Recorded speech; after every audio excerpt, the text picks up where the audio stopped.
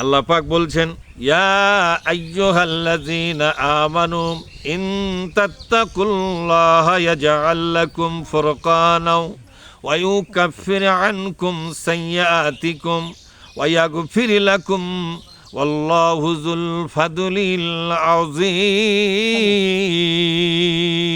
কোন আল্লাহু আকবার। আল্লাহ পাক বলছেন, হে ঈমানদারগণ, হে ঈমানদারগণ। কোন ঈমানদারের কথা বলা হয়েছে? আমাদের কথা। আল্লাহ রসুল বলছেন, যারা বলে ওয়াকাবিলতু জামিয়া, বলেন ওয়াকাবিলতু জামিয়া আহকামিহি ওয়া আরকানিহি, যারা বলে আমি কবুল করে নিলাম আহকামিহি, আল্লাহর সর্বপ্রকার হুকুম, আল্লাহ পাকের সর্বপ্রকার হুকুম আমি কবুল করে নিলাম, যারা বলবে। এখানে সকল হুকুম মানে কি? নামাজের হুকুম মেনে নিয়েছেন, ঠিক না? ঠিক। রোজার হুকুম মেনে নিয়েছেন, এটা ঠিক। নামাজ, রোজা, হজ, যাকাত, কালেমা, জিকির, আজকার, পর্দা, পুশিদা, হালাল হারাম, সত্য কথা বলা, এগুলোকে কবুল করেছেন। কিন্তু ব্যক্তিগত জীবন, সামাজিক জীবনে, রাষ্ট্রীয় জীবনে আল্লাহ কিছু বিধান দিয়েছেন, এই বিধানগুলোকে কবুল করলেন না। তাহলে আল্লাহ পাকের সকল হুকুম কবুল করার ঘোষণা দিয়ে কিন্তু আপনি ঈমানদার হয়ে গেছেন, ঠিক না? ওয়াকাবিলতু জামিয়া, জামিয়া মানে কি? জামিয়া মানে সর্বপ্রকার।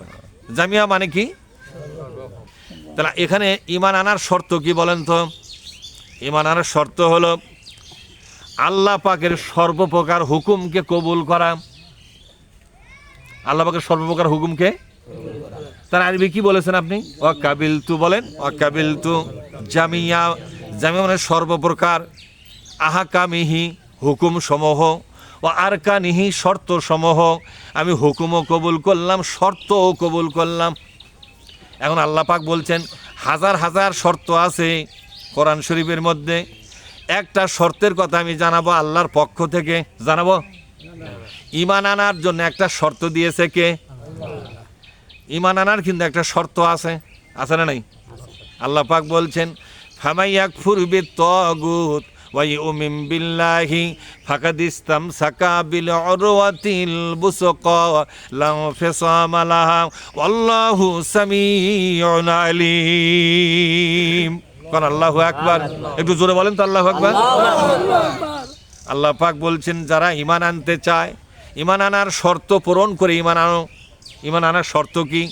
ঈমান আনার শর্ত হলো তাগুতের সাথে তোমার সম্পর্ক ছিন্ন করা লাগবে। তাগুতের সাথে সম্পর্ক ছিন্ন করতে না পারলে তোমার ঈমানটাকে বাতিল বলে ঘোষণা করা হবে।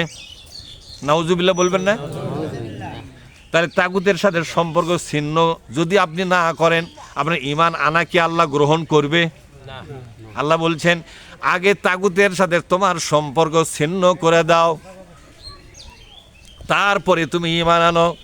এইভাবে যদি ঈমান আনো, লান ফিসামা লাহা, আল্লাহর সাথে তোমার সম্পর্ক আর কোনোদিন ছিন্ন হবে না। সুবহানাল্লাহ পাঠ করেন। ঈমান আনা মানে কি? ঈমান আনা মানে হলো আল্লাহর সাথে বান্দার একটা গভীর কানেকশন তৈরি হয়ে গেল, একটা নেটওয়ার্ক তৈরি হয়ে গেল। আপনি কানেক্টেড হয়ে গেলেন কার সাথে? আপনার ঈমানটা হলো আল্লাহর সাথে কানেক্টেড করে দেয়। কিন্তু আল্লাহ শর্ত দিয়েছে, আমার সাথে সম্পর্ক তৈরি হবে তখনই যখন তুমি ঈমানের শর্ত পূরণ করে ঈমান আনবে। নামাজ পড়ার শর্ত কি? জায়গা পাক লাগবে না? ওযু করা লাগবে না? শরীর পাক লাগবে না? ওগুলো কোনো কিছুই ধার ধালে না, সমানে যা নামাজ পড়তেছে নামাজ হবে? যেখানে গোসল ফরজ হয়েছে, এখন নামাজ আগে না গোসল আগে? যেখানে ওযু নষ্ট হয়ে গেছে, নামাজ আগে না ওযু আগে? এখন করছেন দের জামাত খারাপ হয়ে যাকে, নামাজ পড়ি বাইরে যা উজু কর্ম। এ লোকের নামাজ জীবনে হবে? নামাজেরও কিন্তু কিছু শর্ত আছে না নাই? রোজার শর্ত হলো রাত থাকতে খাওয়া শেষ করা লাগবে, ঠিক না? আপনি বলছেন দর দিন হলে তো কি হবে, সকালে খাবো রাত্রে খাবো, মিটা যাবে। এই রোজা হবে কোনো দিন? তাহলে রোজারও শর্ত আছে। ঈমান আনার শর্ত হলো তাগুতের সাথে সম্পর্ক ছিন্ন করা লাগবে। তাগুত কারা? ফেরাউনকে বলা হতো তাগুত, আবু জেহেলকে বলা হতো তাগুত, নমরুদকে বলা হতো তাগুত।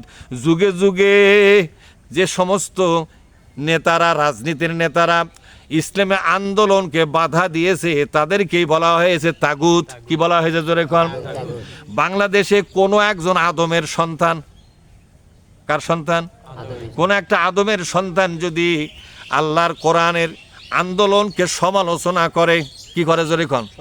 কতক্ষণ না কে সমালোচনা করে কিংবা বাধা দেয়, আল্লাহ পাক তাকে তাগুত নামে অভিহিত করেছেন।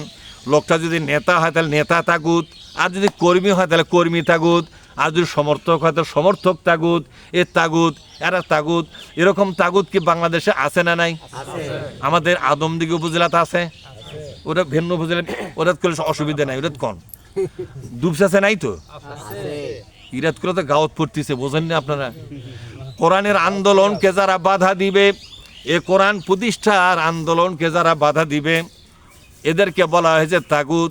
এদের সাথে সম্পর্ক ছিন্ন করার পরে আপনাকে ঈমান আনতে হবে।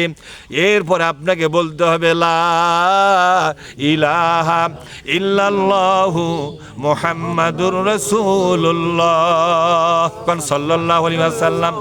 এইবার আপনার ঈমানটা কবুল হবে। এবার আপনার ঈমানটা কবুল হবে। আর যদি তাগুতের সাথে আপনিও থাকেন, ওরা তাগুত, আপনিও আছেন তার সাথে, এরপরে ঈমান আনলেন, নামাজ পড়লেন, রোজা করলেন, হজ করলেন, আল্লাহ পাক আপনার ঈমানই কবুল করে নাই, ঈমানের উপরে আমলটাও আর কবুল